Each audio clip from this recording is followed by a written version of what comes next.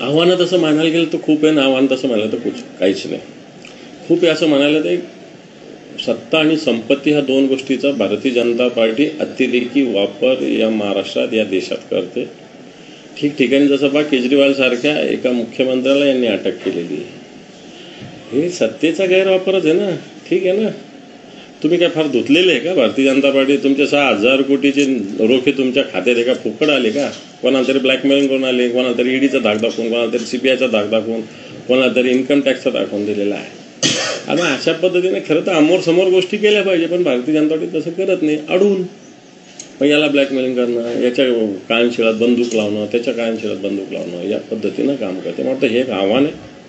पण मला वाटतं हे आव्हान पेलण्याची जर शिवसेना प्रमुखाच्या विचारांना शक्ती मिळाली तर हे आव्हान सुद्धा आपण सहज पार पाडू शकतो असं सुद्धा मला वाटतं. पण निश्चित सत्ता आणि संपत्तीचा जो खेळ आणि जो बाजार, खेळ नाही म्हणलेला बाजार या देशात आणि या महाराष्ट्रात सुद्धा मांडलेला आहे. मग तो एक आव्हान आहे. आणि निश्चित आत्तापर्यंतचा इतिहास बघितला, देशाचा काय जगाचा इतिहास बघितला, तर सत्ता आणि संपत्तीवाल्यांसमोर सामान्य व्यक्ती जिंकलेले. मग तुम्ही कोणती रशियन राज्यक्रांती घ्या, अमेरिकन घ्या, फ्रेंच घ्या, भारतातले घ्या, या सगळ्या क्रांती झालेल्या त्या सामान्य लोकांनीच केल्या. मला असं वाटतं किती सत्ता संपत्ती समोर असू द्या, सामान्य माणसाचा विजय होत असतो. तसाच विजय सामान्य माणसाचा म्हणजेच लोकशाहीच्या देशात होईल असा मला विश्वास आहे. शिंदे गटाची जागा आणखी ते जाहीर करायला तयार नाही. एमआयएम जाहीर झाला, आता उभाटा तयार झाला, पण शिंदे गटाची उमेदवारी काही जाहीर नाही. तुम्ही त्याच्याकडे कसं बघता? कारण ते दावा करतात की अंबादास दानवेशी आमचं बोलणं सुरू आहे. हे पण त्यांच्या माध्यमातून काही लोकांनी फोन केलेले आहे, आताही करतात, दररोज करतात, 4-5 दिवसानं करतात. हे स्पष्ट आहे. मी काही त्याला नाकारत नाही, सुस्पष्टपणे सांगतो. पण अशा पद्धतीनं माझ्याकडून कोणत्याही प्रकारे या सगळ्या विषयाला होकार बोलणं ते ओळखीचे लोक आहे. आता मला माझ्या इथला एखादा जो जुना सगळं त्यांनी फोन केला तर मी काय त्याच्याशी बोलायचं नाही का? तर बोललं पाहिजे. पण ठीक आहे, त्यांचं म्हणणं असेल, त्यांनी इच्छा व्यक्त केलेली असेल, मी काय त्यांना याच्यातून दोष देणार नाही. ते नाही वाटतं मी असावं त्यांच्यासोबत असं वाटतं, त्याने तशा पद्धतीनं माझ्याशी सातत्यानं संपर्क चालू हे मी नाकारत मुळीच नाही. परंतु मी उद्धवजी ठाकरे साहेबांसोबत, शिवसेनेसोबत, कारण अशा वेळेस मीच गद्दारीविषयी भाषण करणं, मीच गद्दारी करणं हे काही मनाला पटणार नाही. मी शिवसेना प्रमुखाचा शिवसैनिक आहे, छत्रपती शिवाजी महाराजांच्या विचाराचा मावळा आहे, त्यामुळे असं काही होणार नाही. कल्याणची जागा अजून जाहीर झालेली नाही. कल्याणमधून आदित्य ठाकरे किंवा सुषमा अंधारे यांच्या नावाची चर्चा आहे.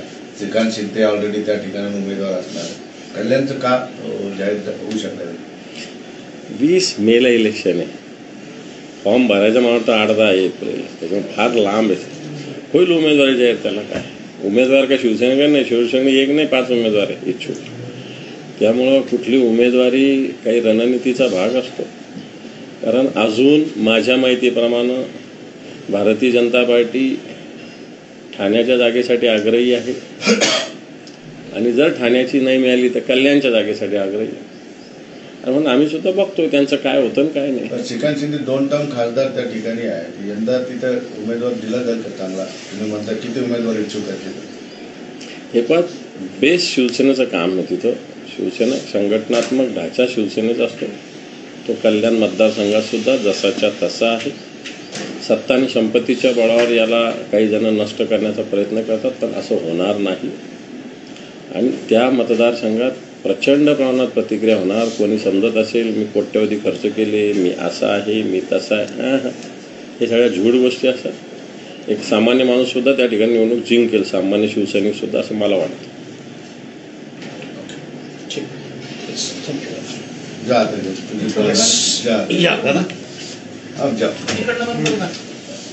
लाल बटन दाबून शांततेत